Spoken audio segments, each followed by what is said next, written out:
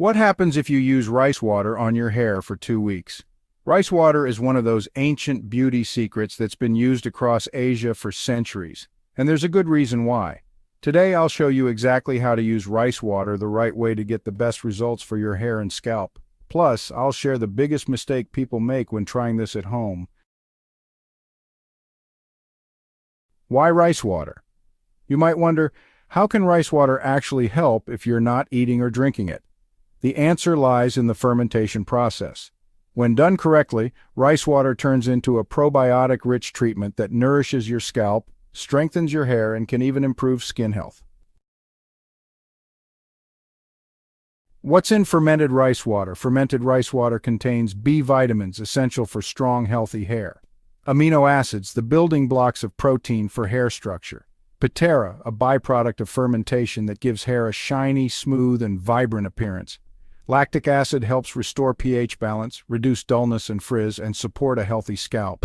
Magnesium and selenium minerals that contribute to scalp and hair health. Nitric oxide improves blood flow, delivering more oxygen to hair roots. It also helps restore the microbiome on your scalp. A healthy balance of good microbes can reduce dandruff, itchiness, and irritation, issues that often come from overusing harsh shampoos. The mistake most people make. Many people just soak rice for a couple of hours, strain it, and use that water on their hair. That version of rice water is not fermented and offers far fewer benefits. How to make fermented rice water the right way. Start with 2 cups of rice in a bowl, add 4 cups of water, massage the rice with your hands to remove dirt and excess starch, then drain the water. Add 2 cups of fresh water back to the rice and mix again. Let it sit at room temperature for 2 hours. Strain the liquid into a glass jar and cover loosely with a cheesecloth or paper towel. This allows the natural microbes in the air and on the rice to start fermenting. Let it ferment for 48 hours.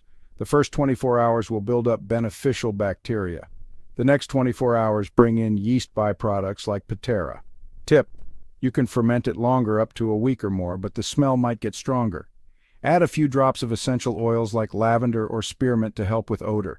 After 48 hours, cover the jar with a proper lid and refrigerate to preserve it. How to use it. Pour the rice water onto your scalp and hair. Let it sit for 20 minutes. Rinse thoroughly with warm water and dry as usual.